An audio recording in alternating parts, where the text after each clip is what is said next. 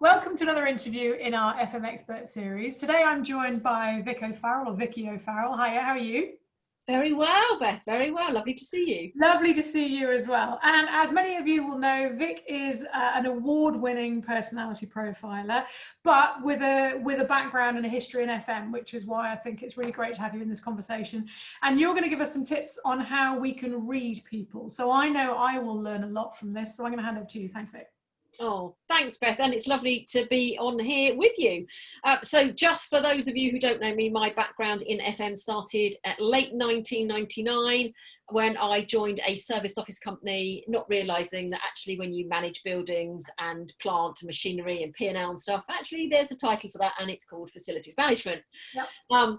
However, going along my times, it kind of got me to realise that actually FM is not so much about the building, because the building is the building, but what changes in FM is the people in those buildings, because you could have a building with one set of people and then you could put another set in and completely change the dynamics. So in 2013, I got fired from my last job. You can read all about that in a blog I wrote. But when I did, I took the time to set up my own business. There were lots of people in FM who were really supportive and said to me, Vic, it's time for you to go and do your own thing. So I'd always been in my manager's roles, or I'd always been seeing myself as a kind of coach and mentor and leader. But I went to do a coaching qualification, and along that time, I came across DISC as a personality profiling tool. Now, there are many out there, many psychometric tested, and the reason DISC stuck with me is purely for its simplicity, because I'd done other ones in my life, but nothing ever really stuck with me. But DISC is so simply, it's a Dr. William Moulton Marston, it's his theory of normal people that he published in the late 1920s. And from there, that's what the modern day DISC is formed on. So it's the letters stand for dominant, influence, steadiness, and compliance. And you can simply find out whether people are, you'll be a blend of all of those, but we can find out what in terms of as our dominant style by thinking, you know, if I said to you, Beth, if you had to tell me, would you say you were outgoing or reserved? Both. Okay. Actually, if I'm being honest, is that a bad answer? No. Some people are like me. I'd be like, yeah, I'm outgoing. And some people would be like, no, I'm reserved. And then there'd be some people like yourself that would say, oh, it depends. Yeah. Okay. Yeah. So would you say more or less in a working environment, more times than not, are you outgoing or reserved? Work, outgoing. But I've had to train myself to be that. And on my training courses, I always talk about the fact that inherently I am very, very shy. But I pretended I was confident for years, and I morphed into a confident person. But I'm only confident, and a lot of people will recognize this, because I practice. Yeah. If I go into something I'm not practiced in, I will fake confidence, but I'll be screaming inside. and it's like, you can do it, but actually it's exhausting. Yeah. Okay. So we can all be different styles, but what our autopilot is. So, okay, outgoing. And then would you say you were people focused or you were task focused? And by that, I mean, do you get to the end of the day and think about all the people interactions that you've had, the conversations, the videos you've done, all that kind of stuff? Yeah. Or do you think about all the tasks that you've done, the emails you've sent, the courses and the programs that you've written, the workbooks that you've done? And again, I'm both. I live for contact with people, but so much of my work is about detail. And you know, you and I have done work together, and I'm kind of intrinsic in detail, but it's the people that make my day worthwhile. So I'm a blend. I'm a funny blend. No, well, you're not a funny blend. We are all a blend. But if for finding out your dominant style, you can choose one, you're probably more people than task. Yeah. So that would put you in the I part of things. So if you are dominant, task focused, you're D. If you're dominant, people focused, you're I. If you're reserved, people focused, you're S. And if you're reserved, task focused, you're C. Right. And then there's lots of traits that you can tell, because, you know, outgoing people think externally. So if you ask me a question, I don't sit and then reflect on that question. I literally answer it, and I think as I'm answering it. that would automatically tell me that somebody is an outgoing person. So then I need to know whether they are kind of task or people focused. But people who you ask a question to, and then they go, and they reflect in themselves, and then they reflect, go, oh, you know, and it's not right or wrong. And that's what I love. So I'm on a campaign, to get everyone to understand how to read people, how to understand why people do, say, and react the way they do. Yeah. Because it's not about right and wrong.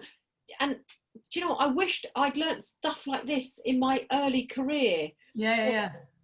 I hit the big 50 next year, and it's only really in my 40s that I've learned how to read people. Yeah. If you could read people, and it's not about what makes a great leader. I don't do stuff like that. I mean, I can do, but it's not about is an outgoing person a better leader than a reserved, but that's not it. Yeah. Because leadership is a completely different thing. But it's not about managers, it's about everybody. Yeah. Everyone can understand everybody else. And it's not just about work, is it? It's about relationships and friends and family and, you know, all that Absolutely. stuff. Yeah. But the first thing you need to do when you go to understand others is to understand yourself. Yeah. Because, you know, and I think back at the times when people said, oh, treat others as you wish to be treated. Well, actually, quite frankly, that's wrong. Because if I treated everybody like I wanted to be treated, I'd probably alienate half the people I spoke to. Because I'm far too, Tigger is the word I'd like to use. Yeah. Or the donkey from Shrek, I have also been referred to. So I know that I can't just bounce about like that. Yes, when you're delivering a program, you have to have a bit more energy, but I do sometimes also get exhausted. Yeah. And if I'm delivering a program to perhaps if I said a group of engineers in FM, because you tend to find they tend to be on the more reserved, task focused. So if I was all bouncy, they actually would sit back thinking, scary lady. So should we, for people watching this, I think anyone watching this would think, God, actually this would be a really useful thing to understand in terms of not only yourself, but to be able to interact better with other people. But should you, if you're talking to the example you just gave with the reserved engineers, task focused, should you then try and match that? Yeah. Because they will respond better to you. Absolutely. It's about becoming a chameleon, if you like. It's adapting your style, not changing who you are. It's adapting it for the situation that you're in to get the best out of the people that you're with. Now, if I think about typically salespeople, for example, they're generally on the outgoing and quite often either the dominant or the influence. But in order to, if I'm delivering to the outgoing people, I have to be extra outgoing in order to manage the situation. And I can come off of those sessions absolutely drained because I do it so much into it. And it's like I say, it's not about changing who you are.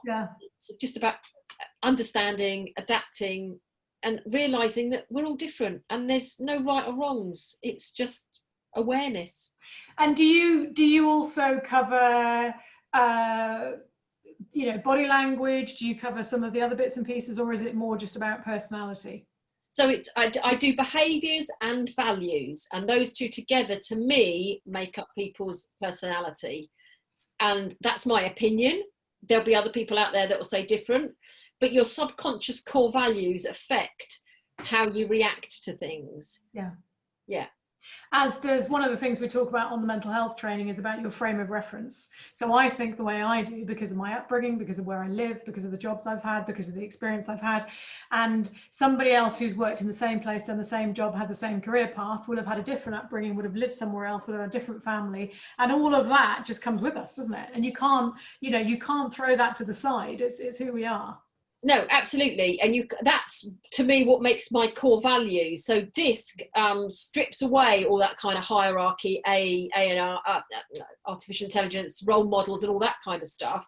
But your core values brings it back in because your core values shapes you. So, one of mine is all about, fairness and equality. And so that influences how I react and make decisions on things. And it's fascinating. But how does someone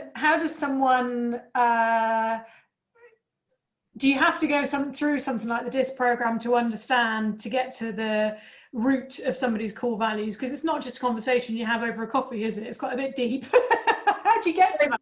So there's two profiling tools that I use. So I do the straightforward, well, I use three. So I do the straightforward DISC system, which is what I trained in when I trained with the Coaching Academy.